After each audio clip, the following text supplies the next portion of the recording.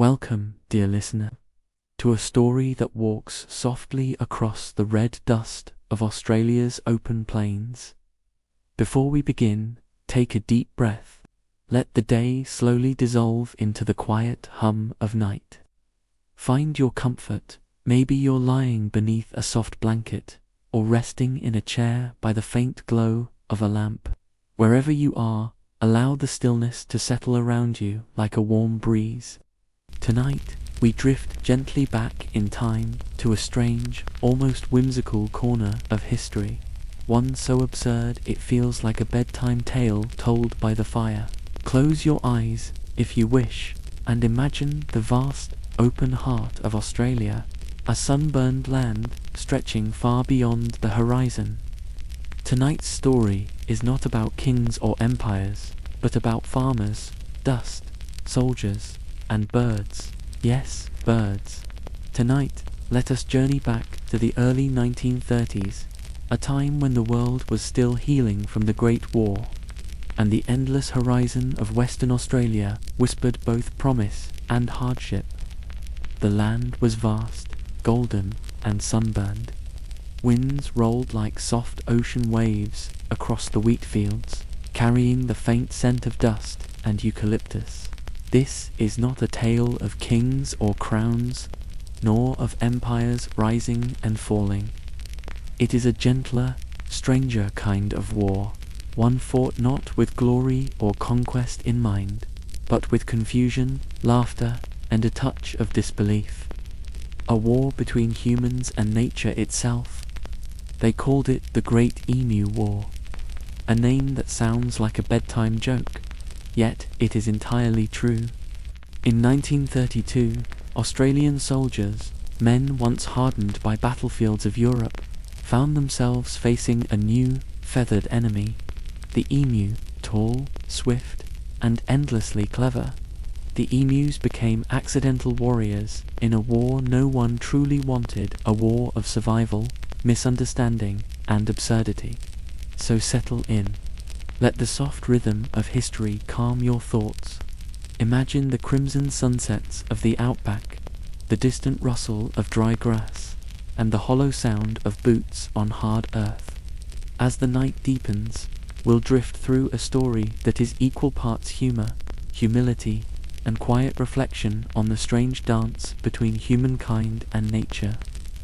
Welcome to the Great Emu War of 1932. This is the story of the Great Emu War, an unlikely conflict that took place in 1932, when men armed with machine guns faced an enemy unlike any other, the emu. It's a tale both humorous and haunting, absurd and deeply human, about the stubbornness of nature, the resilience of life, and the quiet, dusty dreams of people who simply wanted to survive. So, before we begin, take one last slow breath. Let your mind grow still. The stars above the Australian outback are bright and endless tonight, and beneath their patient watch, our story begins. The year is 1932. The world, in many ways, is still healing. It has been 14 years since the Great War ended, a war that promised peace, but left behind scars that stretched far beyond the trenches of Europe. In Australia, many soldiers returned home with medals, memories, and a quiet ache that would never leave them. They were promised land, a fresh start, and the chance to build something new on the red soil of Western Australia. These men, young once, now older, steadier, their eyes marked by years of sun and sorrow, accepted the offer. They came to the plains near Campion and Chandler, small towns surrounded by open fields and distant gums. There, they carved farms out of the wilderness, turning the dusty earth into something resembling hope. Wheat became their faith, and the soil their second skin. In the early mornings, the land would shimmer in gold. Dew sparkled faintly on tall stalks of grass. Magpies sang their hollow, flute-like songs from the fence posts. You could hear the quiet murmur of men at work, the clink of metal, the rhythmic creak of windmills. the gentle bleating of sheep. Life moved slowly, yet with purpose. The horizon was wide enough to make a man feel both free and small at once. But beneath that calm beauty, trouble brewed. The seasons had been harsh. Droughts came often, stripping the land of its tenderness. The wheat, precious and temperamental, needed rain, yet the skies were reluctant. When rain finally fell, it came with sudden violence, flooding lowlands and stealing what little had been saved. Still, the settlers endured. They were farmers now, not soldiers. The sound of thunder had replaced the echo of gunfire. The feel of soil between their fingers had replaced the weight of a rifle. They dreamed of a peaceful life, one measured not in battles, but in harvests. And then, without warning, their quiet world began to move again, not with soldiers or machines this time, but with something stranger. From the far edges of the wilderness came the first sightings. A line of tall, grey figures appeared on the horizon, slow, deliberate, and curious. They moved like shadows in the heat haze. Farmers would pause mid-task and squint into the shimmering distance, unsure if the light was playing tricks.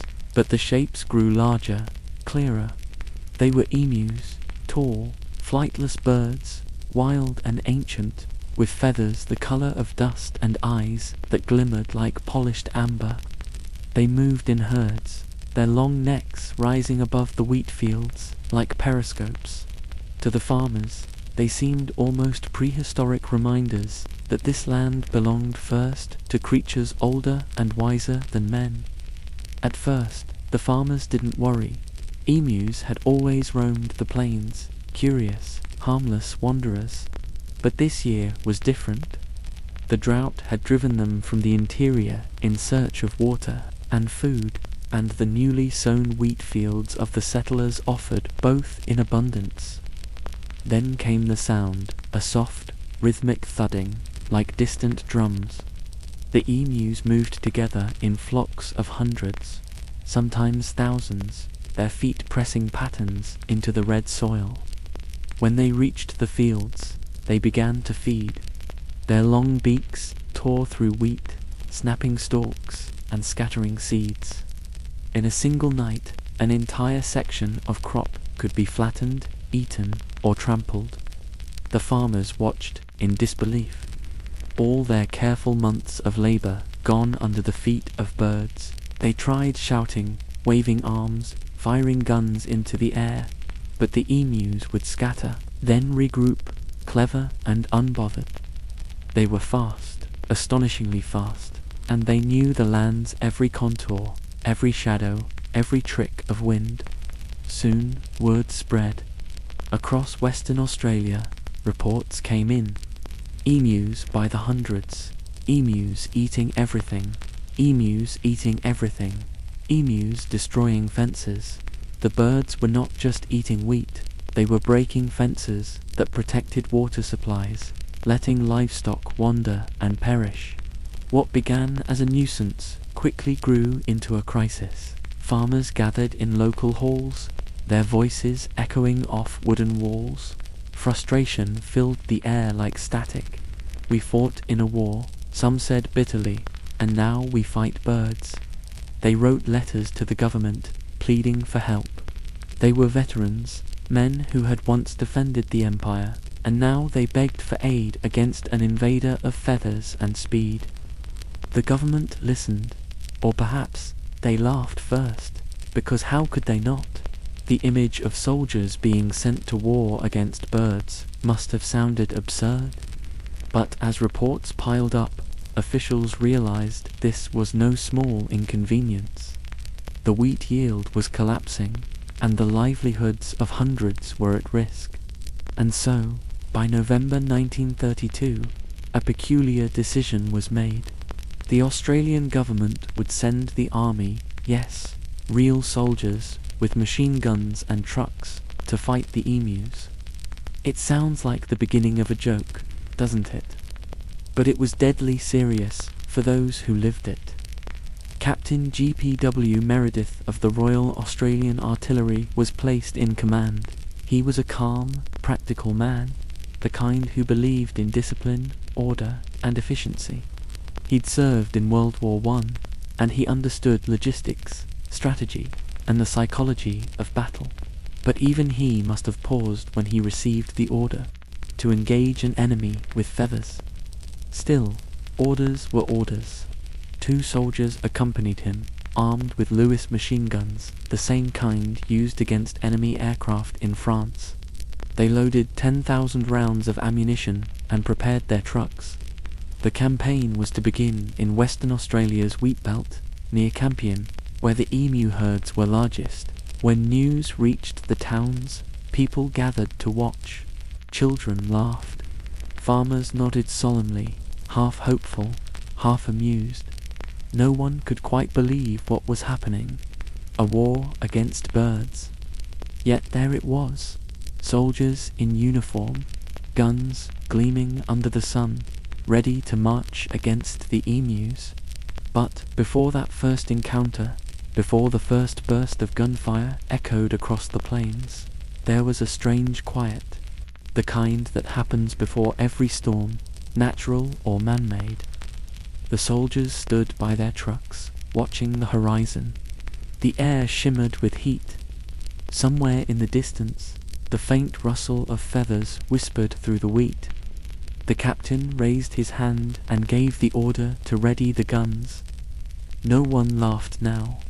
The great Emu War was about to begin. Imagine yourself standing on the rim of a wide, sunburned plain. The sky stretches so far it seems to bend the earth into a soft horizon, a thin line where blue becomes a wash of heat. The ground beneath your feet is baked, sometimes cracked into curious, map-like patterns. Sometimes it is a looser dust that rises in small, slow clouds with every step. A wind moves across the plain with patient, oceanic rhythm, not fierce, but persistent, carrying faint scents of dry grass, eucalyptus, sap, and a sweetness like distant wheat. In that wind you hear the world of the outback whispering its steady, ordinary songs. This is Western Australia in the early 1930s. Wide fields, low towns, and a particular kind of quiet that belongs only to places with distance between people and the horizon. Life here unfolds at a measured pace. Days are arranged by the sun. The early hush of morning when birds find their first seed, the hot contemplative quiet of midday when everything slows, and the gentle cooling of evening when shadows grow long and the sky blushes with colour. That slow pulse sunrise, heat, respite. Dusk becomes the rhythm everyone learns to follow. Farms lie like islands across the plain, separated by long tracts of red earth or low fences, each one a small, deliberate claim against the vastness.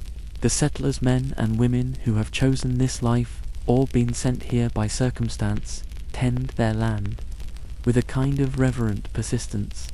Fields are ploughed and sown with a patience that belongs to people who understand the weather as a careful and sometimes capricious partner. You can almost feel the intimacy between hand and soil.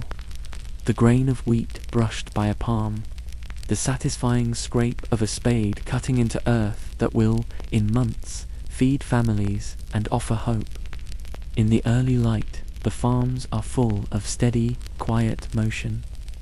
Horses are led out with soft voices and gentle hands. Worn leather creaks as harnesses are fitted. Tractors, still a new and expensive marvel, for many run with the subdued, mechanical music of bolts and gears. Men and women move in choreographed routines, checking pumps and water troughs, coaxing life into seedlings, mending a broken fence post, oiling a chain on the windmill. There is a rhythm to these tasks that soothes the mind, repetitive, purposeful, comforting in its predictability. Listen closely and you'll hear other sounds threaded through these routines. a far-off whistle of a steam train as it crosses the plains, the occasional clop of hooves on packed earth, the low murmur of voices at a boundary meeting, the hollow cadence of a loader tipping grain into a wagon. On some days you might hear a harmonica playing in a farmhouse doorway, a simple melody shared between the work of the day. At times, the quiet is punctuated by the distant laughter from a community hall where a dance may be held once a week, a reminder that even in isolation, people gather to share food, stories, and song. Water shapes everything here. The scarcity of it teaches carefulness. Windmills turn patiently, pumping water from deep, dark wells. Ditches and small dams catch the run of the rare rain. Tin tanks collect whatever the sky might generously grant. Parents teach their children to measure water and cherish it. A small ritual that becomes a lesson about living with less, living creatively, and making each drop count. The taste of well water has its own memory, the metallic temps of mineral and earth, held in the memory of every mouth that has lived here. Small towns hold the community's soft center. A single main street may run through a town of a few hundred souls. A general store that smells of burlap and dust, shelves lined with tins and rope. A pub with battered chairs and a long wooden bar polished by decades of elbows and hands. A post office where people come to exchange news and small parcels from distant places. These modest places function like warm pockets in the wide coat of the outback places where people meet. Compare notes on weather, swap seeds, and lend tools. Conversation flows slowly here. Patience is practiced and often rewarded. There's a particular geometry to each homestead. A farmhouse sheltered by a stand of gums, a shed with tools and spare parts, yards where hens scratch for seed, and windbreaks that protect tender plants. Chickens cluck and peck at the threshold. Goats and sheep graze on scrub near the edges of paddocks. In summer, dust settles into the hollows of a gate, forming a faint fingerprint of the day's passing. Even the buildings seem to breathe in that slow rhythm, siding warmed by sun by day, cooling at night, chimneys sending up thin threads of smoke when someone decides to cook a simple stew. The work itself is honest and nourishing in its own quiet way. Planting is a ritual of hope, seeds dropped into furrows with the expectation of life to come. Harvesting, on the other hand, is the day of gentle abundance, the moment when months of patience are reaped in bundles of wheat and driven into barns. During those harvest days, the air is full of golden light and the satisfying sound of grain hitting wooden crates. Farmers move with an almost ceremonial focus, each motion practiced and sure. There is room to breathe, to be grateful for what the land has yielded. Isolation has shaped not only the routines, but the temperament of people here. Solitude teaches resilience and a gentle self-reliance. It also deepens a certain kindness. Neighbors are helpers because there is often no one else to call. If the fence breaks at dawn, a tractor will be lent without asking. If a storm threatens a barn, people come together to tie down roofs and comfort animals. There is an unspoken economy of exchange, seeds shared, tools repaired out of mutual necessity, a loaf of bread passed over a fence in difficult times. These small acts create a safety net of kindness spread thinly but firmly across the landscape. Children grow up with a map of the world that is both intimate and vast. They know every corner of the family paddock, the hollow where a nest of eggs might be found in spring, the shallow creek that gathers tadpoles in rainy months, the lone rock that is climbed as a tiny mountain. They learn the names of birds and insects as if they are family members. The days are stitched together with play and work. Chores are part of growing up. milking a cow, carrying water, feeding chickens, and they're taught with patience and stories that make responsibilities into rites of passage. Evenings in the outback have their own soft ritual. As the sun surrenders to the horizon, the sky deepens first, a warm, bruised orange, then lavender, then the deep indigo of night. Families gather for dinner under the simple roof of the house. Laughter and the clink of cutlery become the soundtrack. Later, on clear nights, stars dazzle without the glare of city lights. The sky is dense with points of light, the Milky Way like a pale river, familiar constellations guiding memory and imagination. People sit on porches, wrapped in rugs against the evening chill, and tell stories, family histories, tall tales, the small legends that stitch a community together. Economics here are anchored in hardship and resourcefulness. Many of the farmers are recent settlers, soldiers from the Great War, among them who hoped to find renewal in the soil. They brought with them skills from other lands, practical knowledge, and a stubborn optimism. They learned quickly about the peculiarities of Australian seasons, how rain can be a surprise guest, or how long dry spells test the limits of patience. Markets in the nearest towns determine prices for wheat and produce, and families plan with foresight, aware that luck and weather often conspire together. There is also a quiet layer of vulnerability that comes with farming in such open country. Pests and wildlife are everyday facts of life. Rabbits, locusts in bolder years, and other animals can nibble unexpectedly at young shoots. Fences, simple lines of wire and posts are essential, but they are also fragile against storms and the curiosity of creatures. Yet, for all the potential losses, people learn the art of adapting, planting windbreaks, rotating crops, and burying water lines where sun exposure is lower. These adaptations are not grand engineering feats. They are small, thoughtful acts that together sustain life.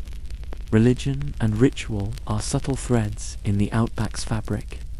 Small churches, perhaps little more than a timber frame with a bell, provide a sense of solemn continuity. On Sundays, families gather for worship and afterward to share cups of tea and soft conversation, to exchange news and lend a sympathetic ear. Comfort comes not only from faith, but from the mutual knowledge that hardship is shared and that there is a tenderness in communal bearing. There is a unique kind of patience born of this life, a patience that is not idle but active, a watchful waiting accompanied by steady labor. People monitor the sky the way sailors read tides. They observe patterns in the flight of birds to learn of rain, and they watch the behavior of cattle to sense a change in weather. Attention is a kind of skill honed over time, noticing a shift in the smell of the air, the angle of a breeze, the way shadows move. Those who live here learn the quiet grammar of land and weather. In tiny moments, the landscape shows an old, playful persistence. A wren might dart under a fence and appear again as if to say hello. A pair of gallas chatter over a dead branch, then wheel away like spilled petals. At dusk, kangaroos sometimes bound in silent, effortless arcs across the far fields, a soft rustle that makes the heart hold its breath. These small, living details keep people humble about their place in the natural order. They remind farmers that the land is not only something to be cultivated, but a living thing that will, in its own time, surprise you. And then there are the birds you haven't yet noticed, tall, swift, and solitary in their movement. Out here, on the edge of human habit, emus belong to the plain as much as dust and sky. They move with a peculiar kind of grace, heads held low, long legs turning the country into a negotiated path. When they pass, They do so with a strange, ancient certainty, as if they have always known where the water is, where the seeds lie hidden beneath straw, which low fence will give them passage. Their presence is quiet, but monumental once you realize it. Living, observing, enduring. For the farmers and settlers of Western Australia, life is a study in contrasts. The daily labor is rigorous but rhythmic, lonely but connected through small rituals of neighborliness, precarious yet resilient. People here grow tough yet tender, learning to hold hope like a seed in their hand, nourishing it with careful action, protecting it from harsh winds, believing that when the time is right, it will flourish. The outback teaches a slow kind of wisdom that endurance and creativity, patience and humility often matter more than sudden force. As the sun sets and night settles again upon the plain, you can feel the day close gently, like a page being turned. The wind eases, the animals settle, and the small lights of farmhouse windows become soft islands in the dark. Perhaps someone is still outside, leaning against a fence, watching the distant headlights of a truck, or listening to the slight rustle of feathers as an emu moves through a paddock. Life here is a long, attentive breath, quiet, persistent, and full of small, essential things. Now, hold the image of this wide land in your mind, the dust, the wind, the patient work, and the quiet gatherings. Rest in the rhythm of these days, the slow rising of sun, the work that anchors the spirit, the evening that returns everything to soft shadow. Tomorrow we will step closer into the lives of these settlers, many of whom were veterans, and we will learn how hopes and hardships met, how the land and people shaped each other, and how the ordinary rhythms of outback life were about to be stirred by an unexpected visitor, the emu. For now, breathe slowly and let the calm cadences of the outback settle within you. Imagine the last light sliding off a paddock, the hush of a fence line, and the gentle, steady pattern of life continuing on the plains. The day closes, soft and sure, and the night takes its watch. The night deepens as we drift further into the heart of this story. Imagine, for a moment, the world after the Great War, 1918. The guns had fallen silent across Europe, yet the silence felt heavier than the thunder that came before it. The smoke cleared, but the air still trembled with memory. Among the millions who returned home were thousands of Australians, young men who had left the dry red soil of their homeland to fight on foreign ground. They had marched through mud and fire in France, Gallipoli, and the Middle East. Many came back, changed, quieter, slower, their laughter softer, their eyes older than their years. When the ships returned to Fremantle and Sydney, there were cheers, flags, and parades. But soon, celebration gave way to the question that every soldier eventually faces: what now? The government, in its attempt to repay a debt of gratitude, offered land tracts of farmland across Western Australia. It was called the Soldier Settlement Scheme. It sounded noble. Land for heroes, the papers said. A new beginning. And so, many of the returned soldiers packed what little they owned and travelled inland, far inland, to the wide, empty spaces beyond Perth. These were not the lush, rolling pastures of England or France. These were wild lands, raw, dry, and unpredictable. The soil was red and stubborn. The sun burned without mercy. Rain was precious, arriving only when it pleased. Yet, two men who had survived trenches and artillery, the open land seemed almost gentle. It promised peace, hard-earned, honest peace. The farms were small at first, clusters of rough wooden houses, windmills, and water tanks scattered across the plains. Fences divided one man's hope from another's, and in the evenings, you could see the thin lines of smoke rising from kitchen stoves, curling into the pink horizon. In these early days, there was a kind of quiet brotherhood. Neighbors helped neighbors. A shared past bound them, not just the war, but the sense that they were now fighting for something purer. Life, sustenance, renewal. You can almost hear the sounds if you listen closely. The steady rhythm of boots crunching through the wheat fields, the metallic click of a windmill turning lazily in the wind, the rustle of paper as a man reads a letter from home, the gentle sigh of a woman watching her husband till the earth beneath a crimson sunset. This was not an easy life, but it was one built on hope. Many of these men had spent years surrounded by the machinery of death, shells, rifles, and the chaos of command. Now they learned the machinery of life, plows, seed drills, and the gentle patience of soil. The wheat fields became their battlefields, each harvest a campaign, each storm a new front. But the land did not always cooperate. Western Australia was beautiful but wild, a land of contrast. When rain came, it came like forgiveness. The soil drank greedily, and the crops rose in shimmering gold. But when the sky turned away, weeks of silence followed, dry winds, brittle grass, dust in the air. The men grew used to it, the uncertainty, the waiting. They had already learned to endure much worse. By 1930, the Great Depression had reached Australia. Prices for wheat plummeted, and the farmers, already living on the edge, began to struggle. Government subsidies were promised, but payments were slow or never came.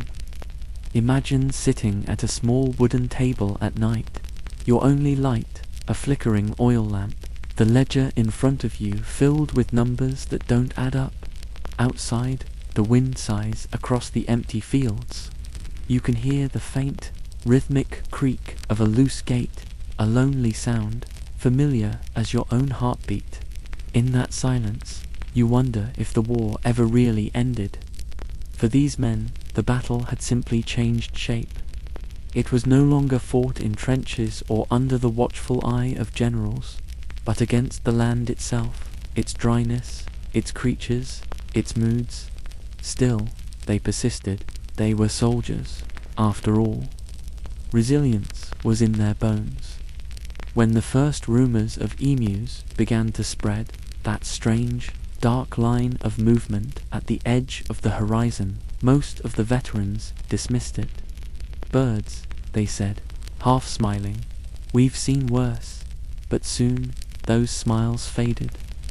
The emus came like a slow-moving tide, not violent, but unstoppable.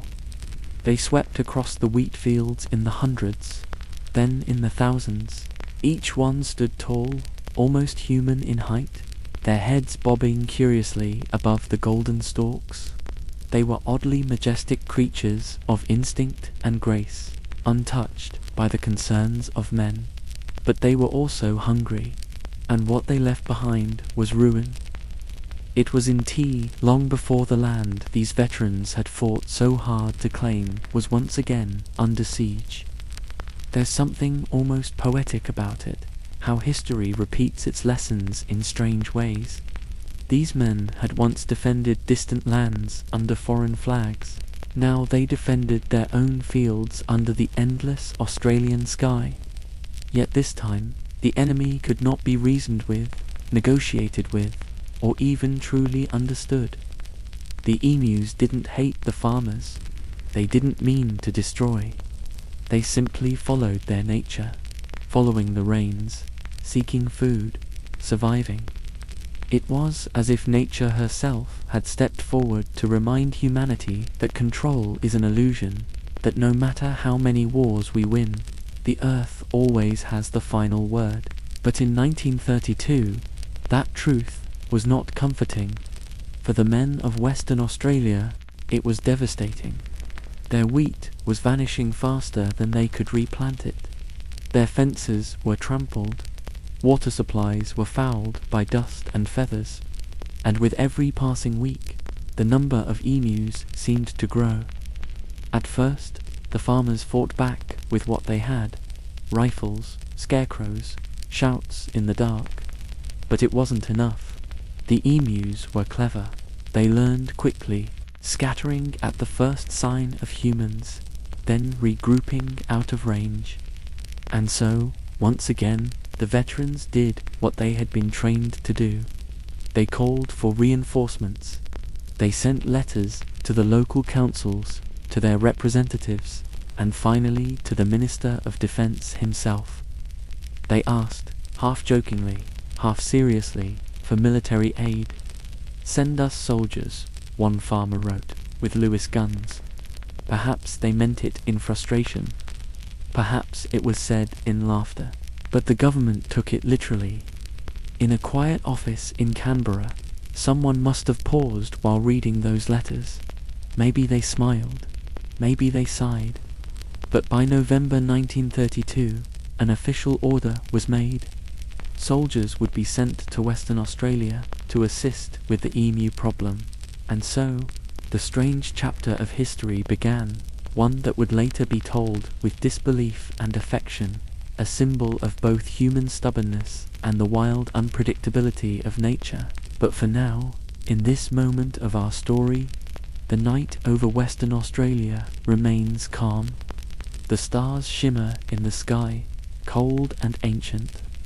The wheat sways gently in the wind, silver under the moonlight. In a small farmhouse, a veteran sits by the window, watching the darkness.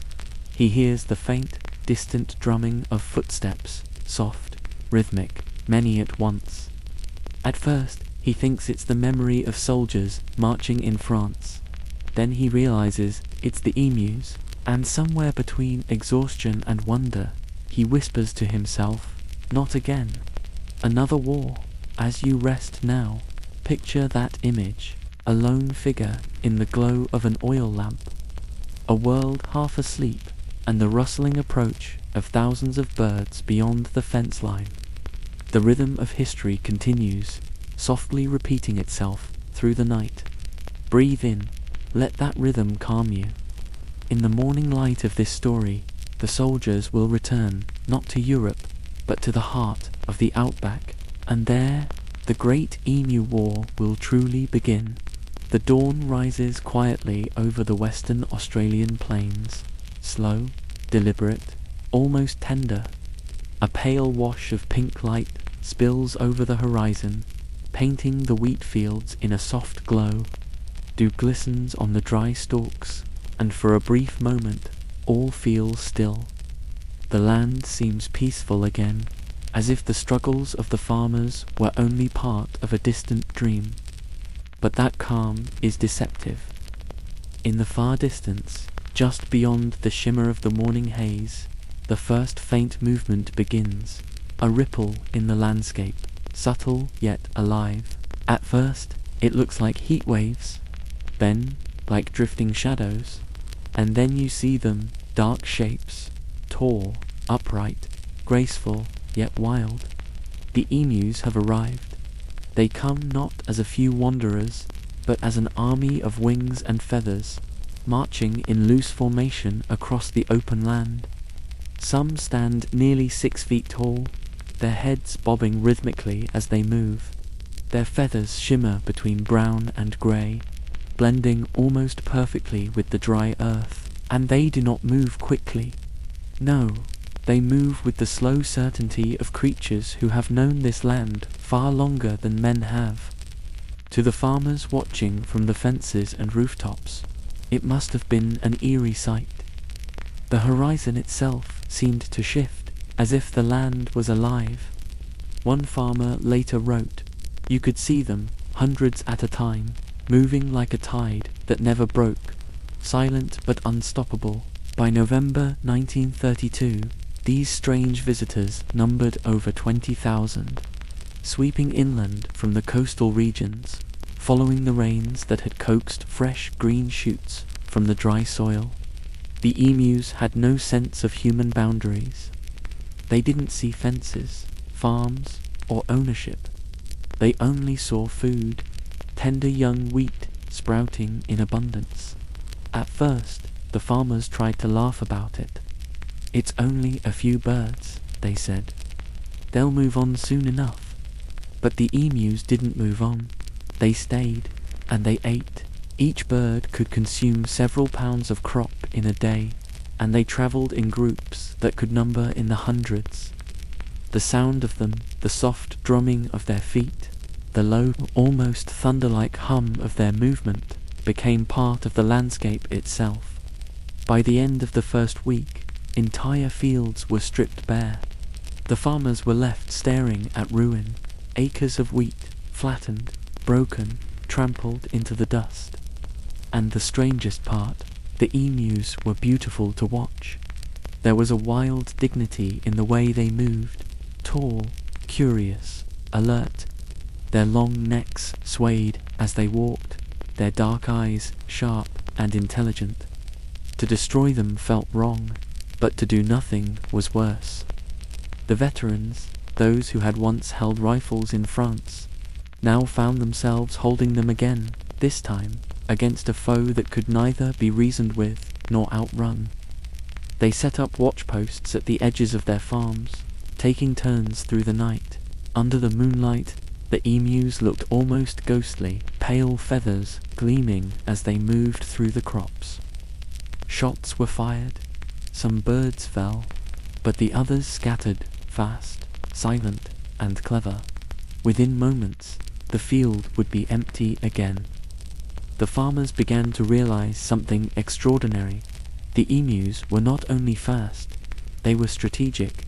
When attacked, they split into smaller groups, each moving in a different direction, regrouping later when the danger passed. Some seemed to act as lookouts, standing tall while the others fed, and when the wind carried the faint click of a rifle bolt, they'd vanish into the brush. One soldier later joked, "They were like trained guerrillas. We'd never seen anything like it." But the laughter was thin. The crops were disappearing faster than they could be replanted. By late November, the situation had grown desperate. Letters began to flood government offices again. The farmers wrote not with frustration now, but with exhaustion. One letter read, "We are losing our livelihood. The birds come in waves. Nothing stops them. We need help, military help." And so, the government, perhaps out of sympathy, perhaps out of absurd practicality, agreed. They would send Major G.P.W. Meredith of the 7th Heavy Battery, along with 2 soldiers, Lewis, machine guns, and 10,000 rounds of ammunition to assist. Their mission was simple on paper: reduce the emu population to manageable numbers. But, as history would later record, this mission would become one of the strangest military operations ever undertaken. Before the soldiers arrived, there was a stillness in the air, that strange anticipation that always comes before conflict. The farmers prepared as best they could.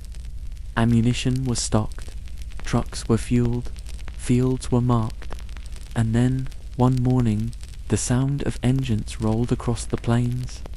The soldiers had arrived, not in the hundreds, but in just 3 vehicles, armed and ready. The men wore their old uniforms, their boots polished, their belts tight. There was a quiet pride in their posture. Major Meredith, a practical man, surveyed the land with a measured eye. He had fought in the Great War. He had seen real battle. But even he could not help but feel a touch of disbelief as he looked out across the horizon, where 1,000 emus grazed under the sun. "Strange war," he murmured to himself. "No trenches, no enemies, just birds." Still, orders were orders. The men set up their Lewis guns on tripods, took careful aim, and waited. In the distance, the first wave of emus approached, a slow, rhythmic line of movement, their shadows stretching long across the golden fields. "Ready?" Meredith whispered. "Fire!" The machine guns roared, cutting through the morning air. Dust rose, feathers flew, and the emus scattered in every direction, a storm of wings and speed. When the smoke cleared, only a few birds lay still. The rest had vanished, gone before the soldiers could even reload. Meredith lowered his weapon and exhaled. "Fast devils," he muttered. "Too fast." Over the next few days, the operation continued. The soldiers pursued the emus across the fields, setting ambushes, firing from moving trucks, and even trying to herd them into groups. But the birds were always one step ahead.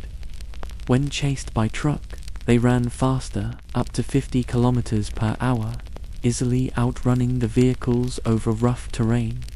When cornered, they split apart, scattering in dozens of directions. The soldiers grew frustrated, the farmers disheartened. At one point, the guns jammed from dust and overuse. At another, the soldiers fired an entire magazine into a group of emus, only to see them keep running, wounded but alive. "They're built like tanks," one of the men said, shaking his head. "You shoot them, and they just keep going." Major Meredith later told reporters that if the army ever faced such resilience in human soldiers, we'd have to surrender. By the end of the campaign's first week, the numbers told the story. Over 2,500 rounds fired. Barely 200 emus confirmed dead. The rest, tens of thousands, had vanished into the outback. The press soon caught wind of the absurdity. Headlines called it the Great Emu War. Cartoonists drew soldiers ducking behind fences while birds charged fearlessly through wheat fields. The public laughed, the politicians frowned, and the farmers, well, they kept repairing their fences, their fields once again littered with tracks and feathers. As night falls again over the plains, the story settles into silence. The soldiers rest, their rifles propped against the walls, the air heavy with dust and irony. Outside, the emus move quietly under the moonlight, calm, unbothered, their eyes glinting like small embers in the dark. The war continues, but only one side seems to understand the land. And as you drift now, listening to this tale from another time, remember how small and humorous human struggles can seem when measured against the quiet persistence of nature. The Great Emu War was not truly a war. It was a lesson, whispered through feathers and wind, that the earth cannot be conquered, only respected. Breathe deeply. Let that truth rest in you. Tomorrow, we'll follow the soldiers as they learn, slowly, humbly, that victory sometimes lies not in fighting harder, but in learning when to let go. As the morning sun spills gently across the western Australian plains, the wheat sways in slow, rhythmic motion. The air smells faintly of dust and dry grass, warmed by sunlight, carrying the distant cry of magpies and the rustle of leaves in the eucalyptus trees. In this serene landscape, the soldiers stand poised, rifles ready, eyes scanning the horizon, hearts steady but minds curious.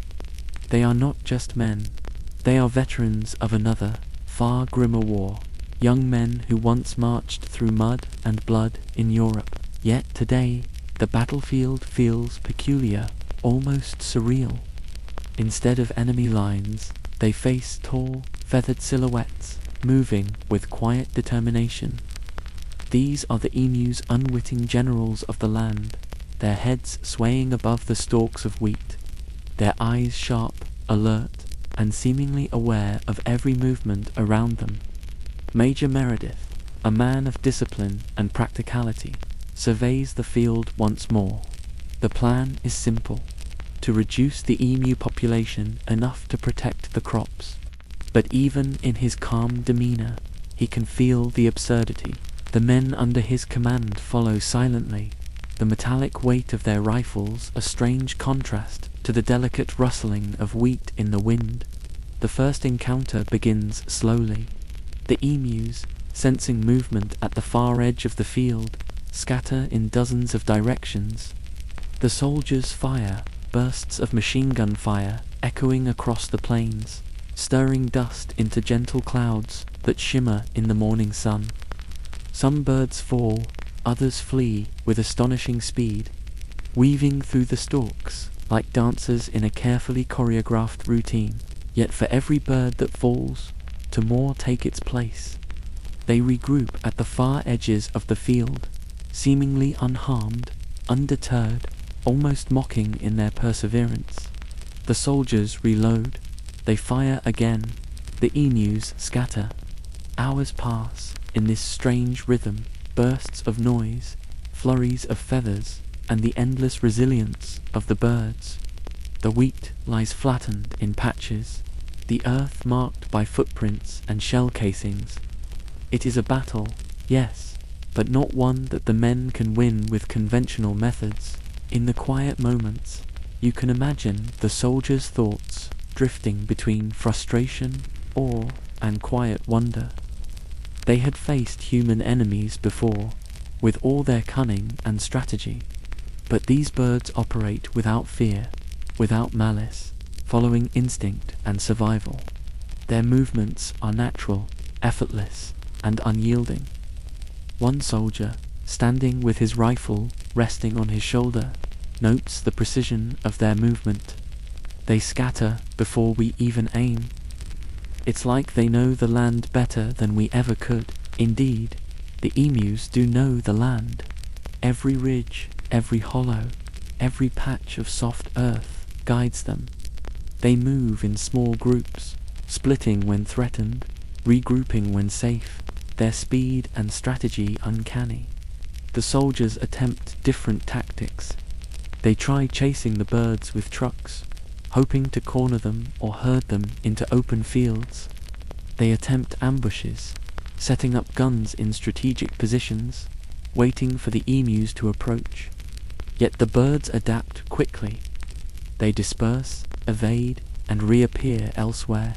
The more the men press, the more elusive the birds become. Days stretch into weeks. The soldiers grow tired, their ammunition depletes. The constant motion of the emus, combined with the relentless heat of the outback sun, takes a toll. There are moments of quiet reflection when the men pause to wipe sweat from their brows, sip lukewarm water, and watch the birds as they move across the fields like shadows in a painting. It is during these moments that a profound realization settles in. These emus are not just animals. They are symbols of nature's quiet resilience. They follow their own rules, survive by instinct, and operate in a way that defies the expectations of human strategy. The soldiers begin to understand that brute force alone will not prevail.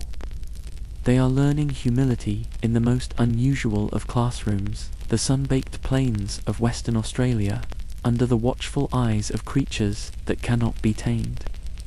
The local farmers observe this peculiar war with a mixture of exasperation and amusement. Many have already lost significant portions of their crops. Fences lie in tatters. Water supplies are compromised.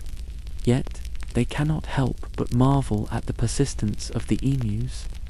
One farmer notes, almost poetically, "We fought in Europe, but these birds have taught us more about patience than any human ever could." As the days pass, it becomes increasingly clear that the conventional strategies of the army are insufficient. The emus adapt faster than the soldiers can respond. Groups split, vanish, and reappear unpredictably. Attempts to corral them fail. Machine guns jam, ammunition runs low, and frustration grows. The soldiers try counting the birds after each engagement. They realize that despite the thousands of rounds fired, only a few hundred emus have been removed from the fields. The rest continue their advance, unstoppable and indifferent to human authority. In the evenings, as the sun sinks into the horizon and the plains are bathed in gold and purple, the soldiers sit quietly, reflecting on the day's efforts. They share stories from the Great War, tales of mud, trenches, and distant lands, but the conversation always returns to the emus. They joke softly, half laughing at the absurdity, half frustrated by reality. If only the Germans had been so easy to dodge, one says. But the humor is tinged with humility. They understand that victory in this war will not come from bullets alone. Nature has its own way of asserting dominance, and the emus, silent yet unyielding, have already proven the point. The nights are long and quiet. The sounds of the plains, distant birdsong, the rustle of wheat, the soft whisper of wind remind the soldiers that life continues, indifferent to human plans. Even in conflict, there is beauty, rhythm, and order of its own.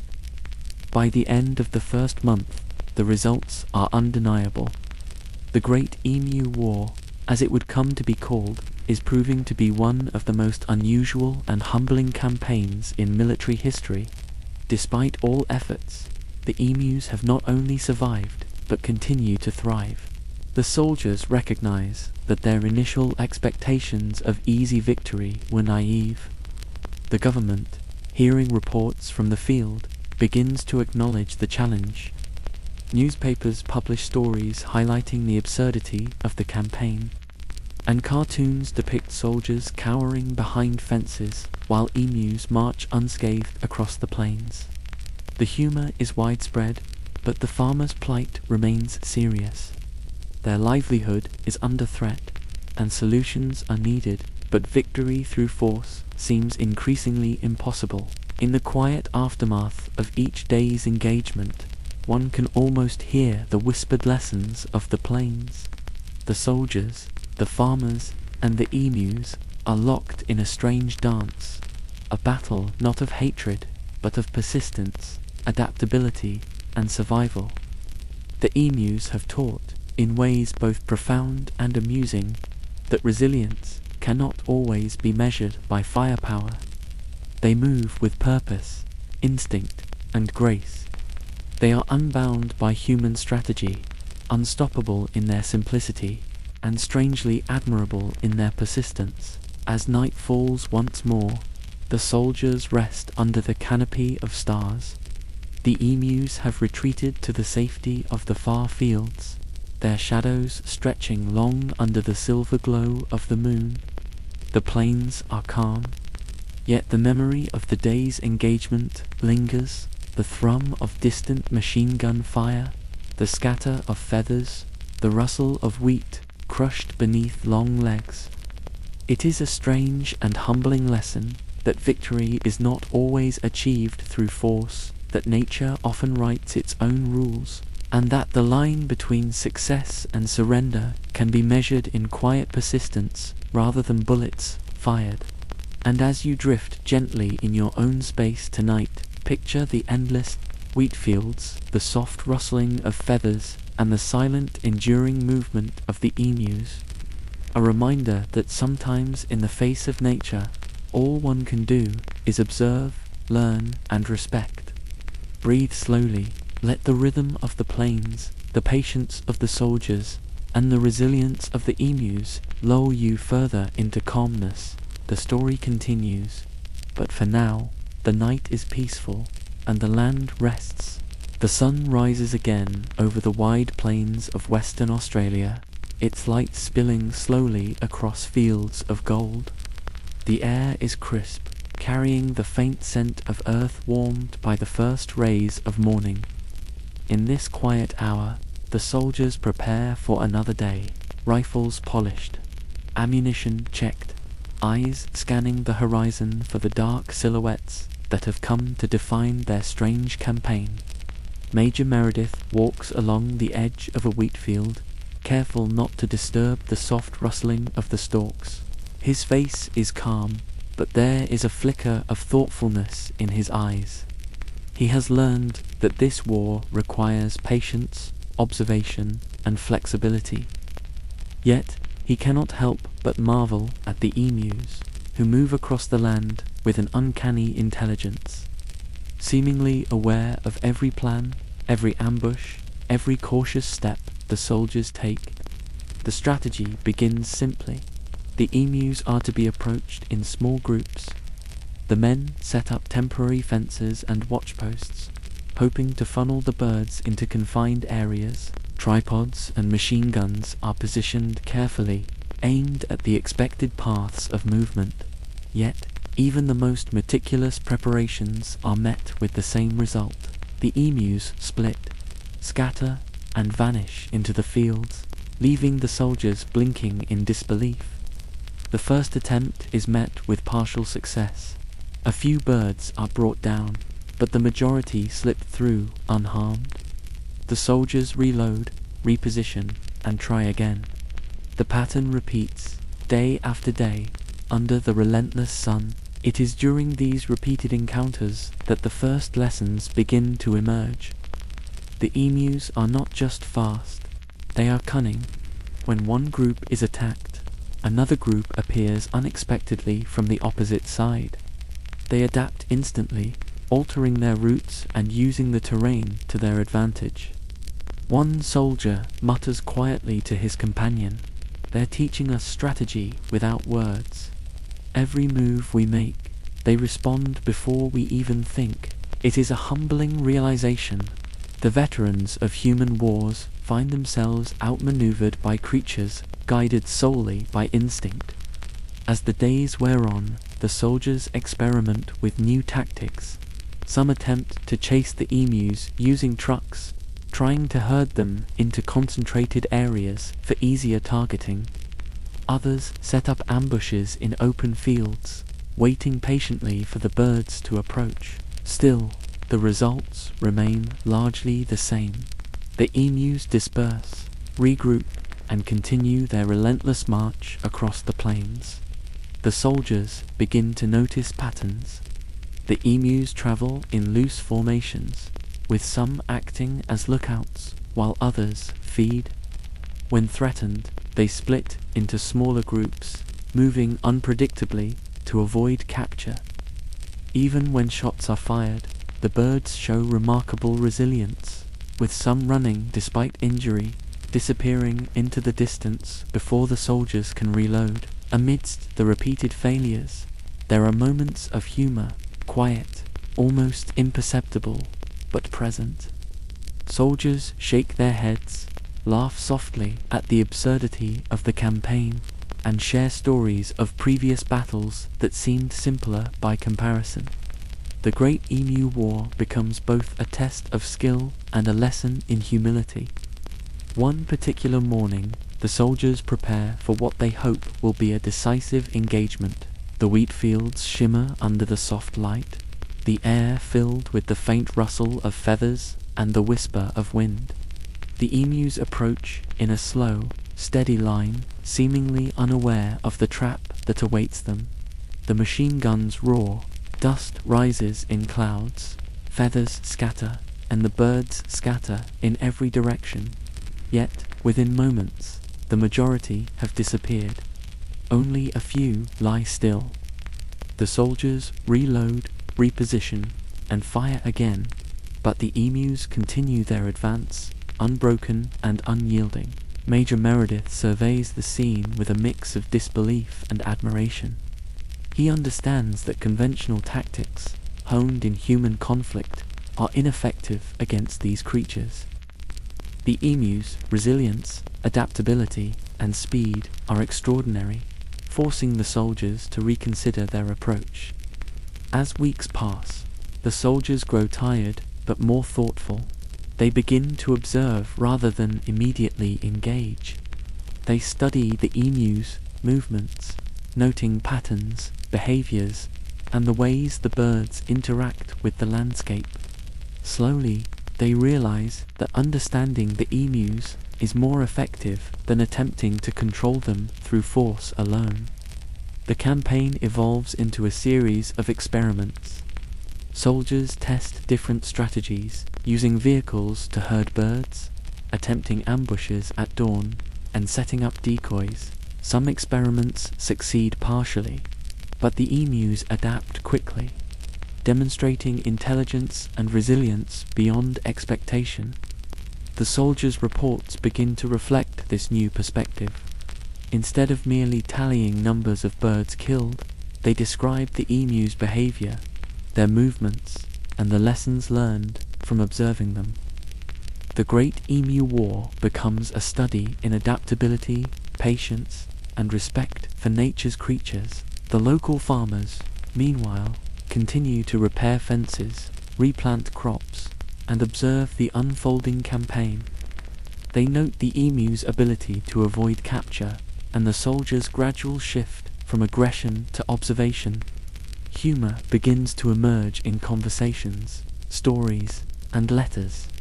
Cartoonists and journalists capture the absurdity of the situation, highlighting the resilience of the birds and the patience of the men who try to contain them. Despite the challenges, the campaign fosters a quiet camaraderie among the soldiers and farmers. They share meals, exchange observations, and find moments of levity amidst the struggle. The rhythm of the plains, the wind through the wheat, the soft rustle of feathers, the distant call of birds, becomes a comforting constant. By the end of the campaign, the soldiers have learned a fundamental truth. Victory is not always achieved through force. Nature, in its quiet persistence, often dictates the terms. The emus have not only survived, but demonstrated remarkable adaptability, teaching lessons in patience, observation, and humility. The soldiers begin to withdraw, recognizing that continued engagement yields diminishing returns. The emus remain, roaming freely across the plains, their presence a reminder of nature's power and resilience. In the evenings, as the sun sets and the plains are bathed in soft golden light, the soldiers reflect on their experiences. They share stories of encounters, near misses, and the unexpected strategies of their feathered adversaries. There is a quiet admiration for the emus, tempered by the reality of lost crops and exhausted men. The Great Emu War concludes not with a decisive victory, but with an understanding, a lesson in coexistence, humility, and respect. The soldiers return to their duties, the farmers to their fields, and the emus continue their lives, largely unchanged by human attempts to control them. And as night falls over the plains, the wind carries the soft sound of feathers brushing against wheat, the distant call of nocturnal birds, and the quiet rhythm of life continuing undisturbed. As you listen, let this rhythm calm your mind. Imagine the soldiers resting under the stars, the emus moving silently across the fields, and the plains settling into a peaceful stillness. The lessons of patience, observation, and respect for nature linger softly, guiding you toward a gentle, restful state. Breathe in, let the world of the plains, the soldiers, and the emus drift slowly through your thoughts. The story continues, but for now, rest, knowing that some battles are won not through force, but through understanding. The sun rises slowly over the endless Australian plains, spreading its gentle light across wheat fields that ripple like oceans in the morning breeze. The air is warm, carrying the faint scent of dust, grass, and distant eucalyptus. In this soft light, the farmers and soldiers gather quietly, reflecting on the peculiar campaign that has occupied them for weeks. The emus, tall and silent, roam freely, seemingly unaware of the world of humans observing them with rifles, notebooks, and growing admiration. By now, news of the unusual events has reached the ears of government officials in Canberra. Reports from the field are as perplexing as they are humorous. Letters arrive from farmers describing vast flocks of emus marching across their crops, machine guns firing in vain, and the soldiers' growing sense of exasperation. Each report seems to mix frustration, admiration, and a touch of incredulity, creating a picture of a campaign that is as absurd as it is instructive. The officials pore over these reports, reading them with careful attention. Some shake their heads, smiling at the oddity of it all. Others frown, concerned about the economic consequences. Wheat crops have been damaged, fences destroyed, and farmers are struggling. Yet, there is also a sense of quiet amusement. The idea that men in uniform are being outmaneuvered by birds seems almost too fantastical to be true. Parliamentary committees begin to discuss the situation. The debate is formal, but carries a subtle undertone of humor. Some members argue that additional troops should be sent, equipped with more powerful weaponry. Others suggest more practical solutions: fences, deterrence, and alternative crop management strategies. Through it all, the emus remain indifferent, continuing their silent march across the plains, guided only by instinct and the need to feed. One senator notes, almost wryly, "It appears that nature itself has decided to teach us humility." Meanwhile, newspapers seize upon the story with delight. Headlines are crafted to both inform and amuse the public. Emus outwit soldiers. Feathered foes triumph in the bush, and the war we couldn't win. Cartoonists draw soldiers crouching behind fences while emus march unscathed through the wheat. The story spreads quickly, capturing the imagination of a nation hungry for both news and levity. In towns and cities far from the plains, people follow the events with fascination. Children giggle at the idea of giant birds outsmarting trained soldiers. Adults discuss strategy over tea, often acknowledging the surprising resilience of the emus. The campaign becomes a shared narrative, a story told in both seriousness and jest, blending real concern with an appreciation for the absurdity of human efforts against nature. The soldiers themselves become minor celebrities, their accounts printed in newspapers and radio broadcasts. Yet, they approach their newfound fame with quiet humility. They know that any recognition should be shared with the emus, whose cleverness and adaptability have defined the campaign more than any human action. Government officials, after reviewing the reports and photographs from the field, issue formal assessments. The findings are pragmatic. While some emus have been removed from specific areas, the overall population remains largely intact. Traditional military methods, it seems, are ill-suited for this unique adversary. The documents note lessons learned about patience, observation, and the limits of conventional strategies when faced with the natural world. The soldiers, for their part, continue to refine their tactics. They experiment with driving flocks into enclosures, attempting to herd them with trucks, and coordinating small ambushes. Yet the emus continue to surprise, adapting to every approach. Their intelligence, speed, and instinct make them formidable opponents, even if the term opponent feels almost inappropriate in the context of such a peculiar conflict.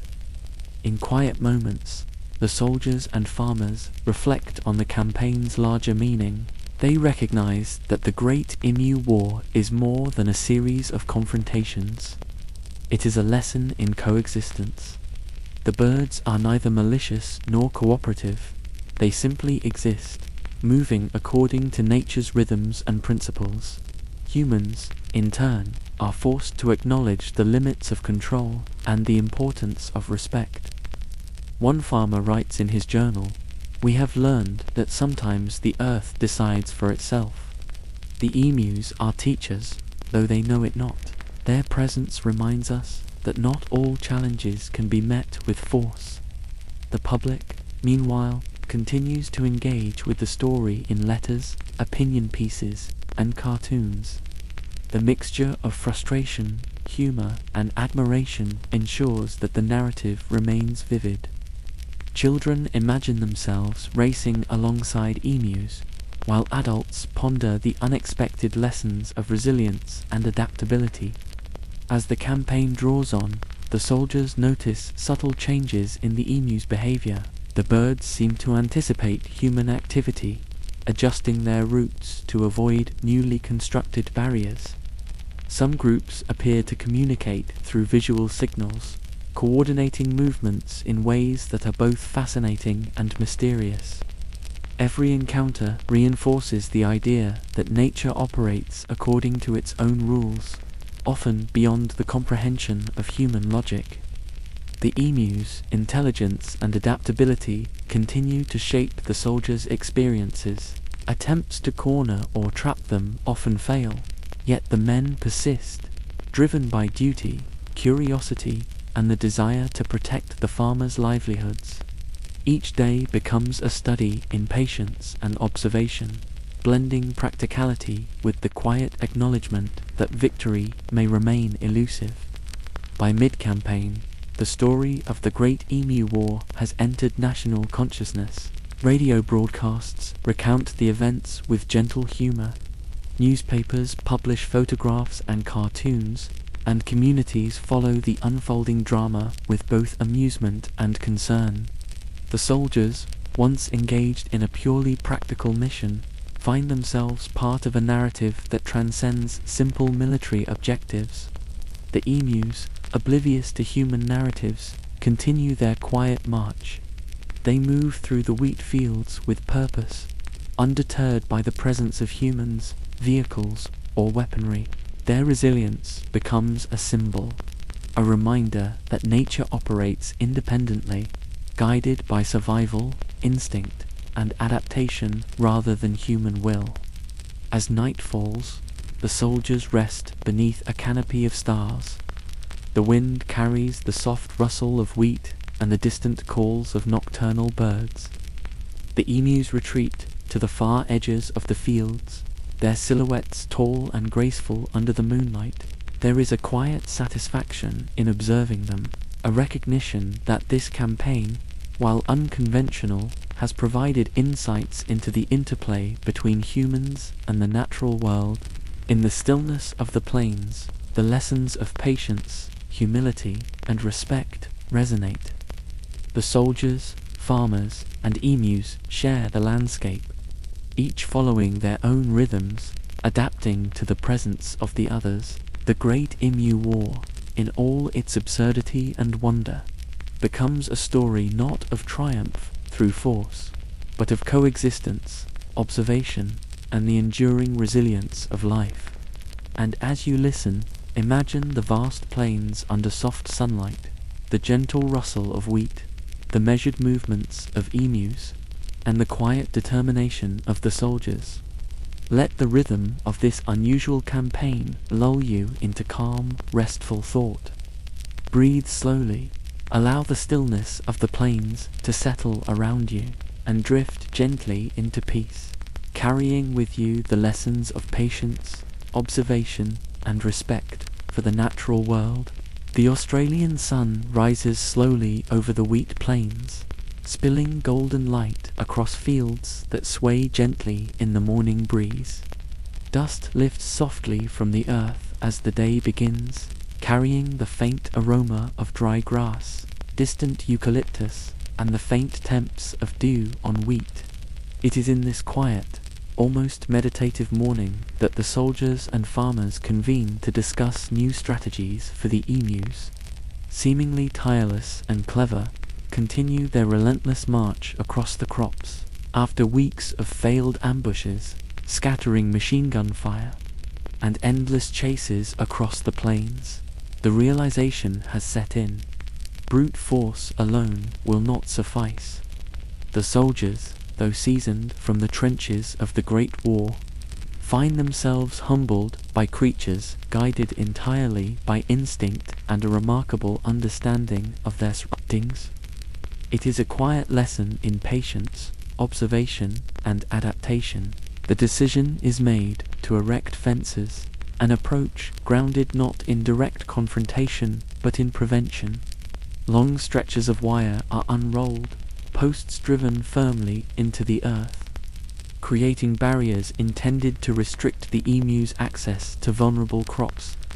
The soldiers, aided by farmers, move methodically along the fields, hammering stakes into the hard ground, securing strands of wire, and weaving a network of containment. Yet even this approach carries challenges. The plains are vast, the emus resilient, and the terrain uneven. Some posts tilt under pressure, wires sag, and gaps emerge. The emus, with their long legs and powerful bodies, test every section, probing for weaknesses. In many instances, they simply circumvent the fences altogether, dispersing into smaller groups and continuing their march undeterred. The soldiers watch with a mixture of frustration and awe. Every failure reinforces the lesson they are learning anew. Nature operates on its own terms. No matter how carefully humans plan, there is always an element beyond control, unpredictability, adaptation, and the quiet persistence of life. A young private remarks quietly to his companion, "It's as if they know the gaps before we do." Like the land itself guides them. Indeed, the emu's movement seems guided by an innate understanding of the plains. They navigate uneven ground with grace, detect openings in fences, and move with astonishing speed. Each encounter becomes a small study in strategy, instinct, and observation. As the fences go up, the soldiers experiment with additional tactics. They attempt to drive flocks into enclosed areas, using vehicles to gently herd the birds.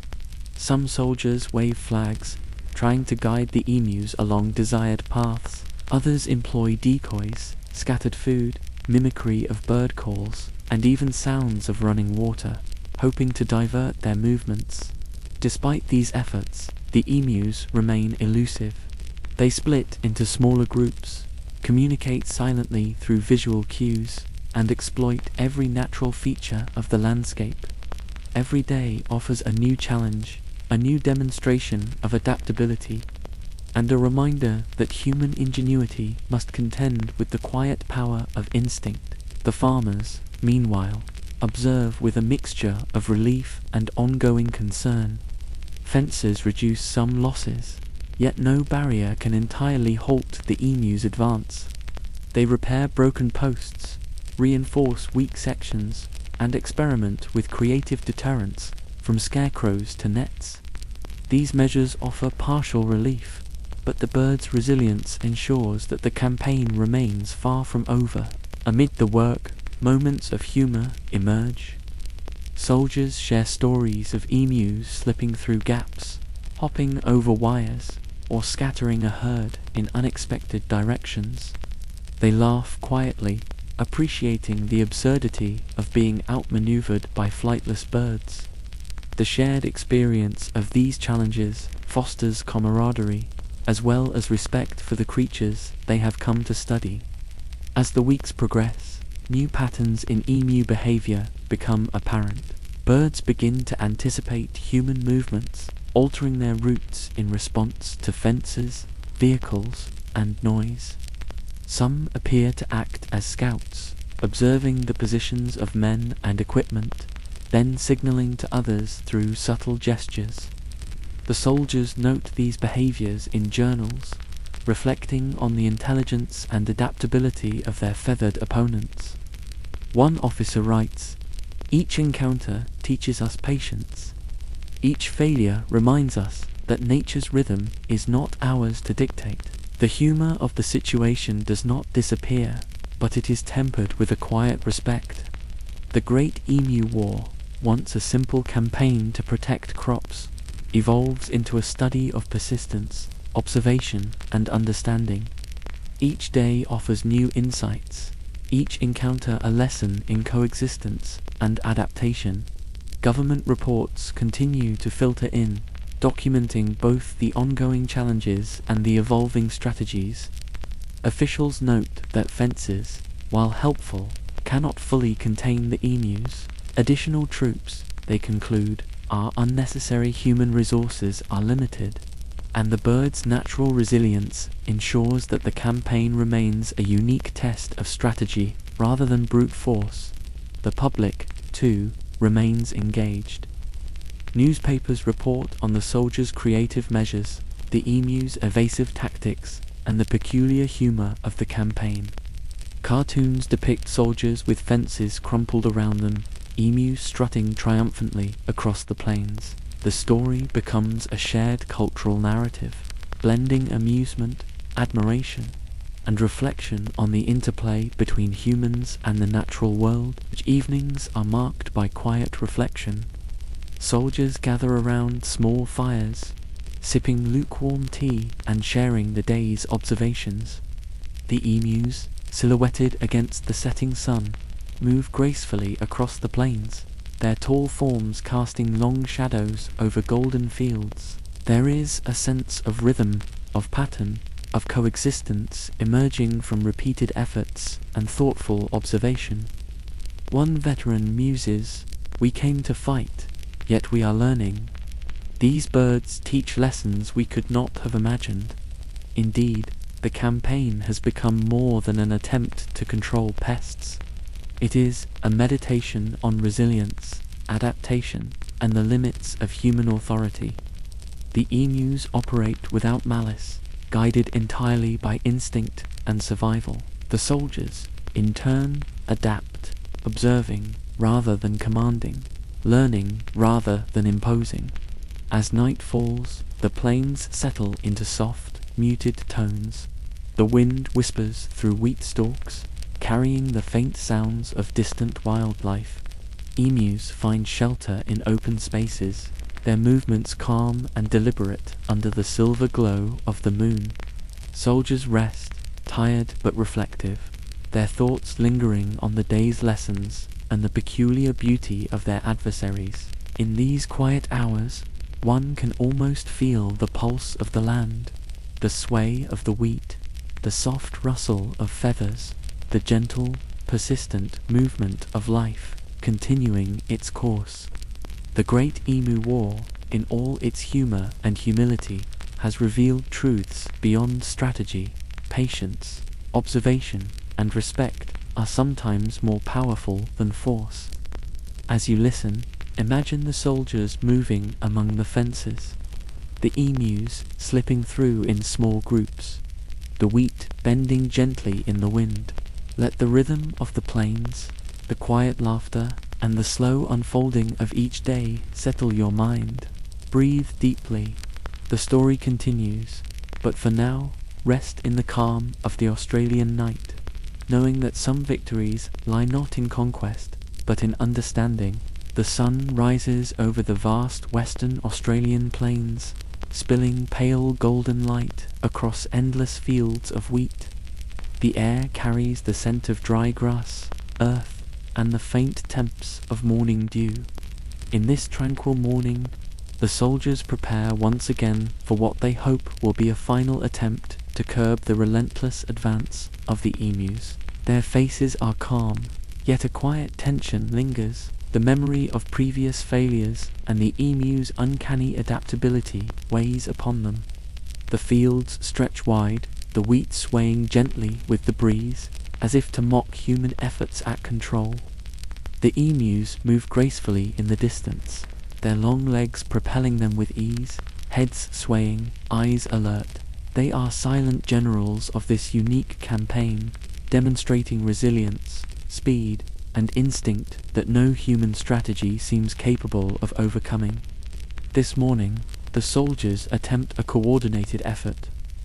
Troops are stationed along key points, fences reinforced, vehicles ready to herd flocks into predetermined zones.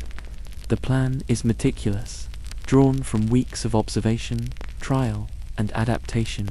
They move quietly, aware that sudden noise could scatter the birds and render the effort futile.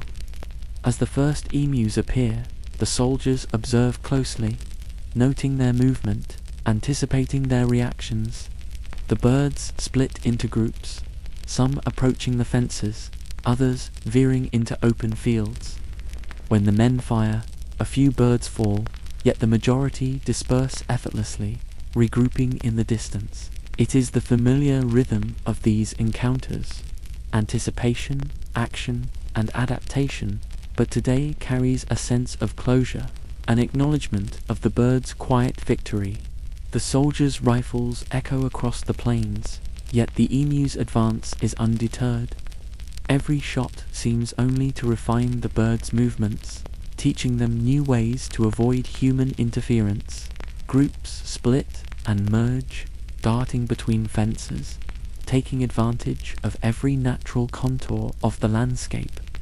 They are survivors, creatures of instinct, and masters of the land they inhabit. Amid the chaos of scattered wheat and raised dust, there is also an air of amusement, subtle but present. The soldiers exchange quiet glances, some shaking their heads in disbelief, others smiling softly at the absurdity. They are outwitted, outmaneuvered, and yet strangely in awe of these creatures that have resisted every human effort. The farmers watch with a mix of frustration and admiration. Their crops have suffered, yet the campaign has revealed lessons about resilience, persistence, and respect for nature.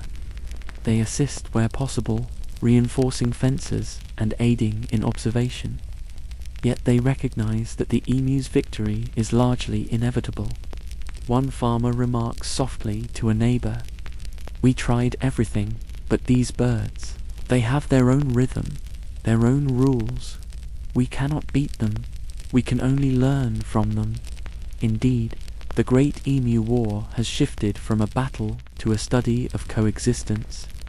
The soldiers, once intent on eradication, begin to understand that some forces of nature cannot be subdued. They observe, adapt, and reflect, their approach becoming less about confrontation and more about understanding. Throughout these final engagements, several notable patterns emerge. Emus appear to communicate through subtle signals, head movements, changes in pace, and positioning within the flock.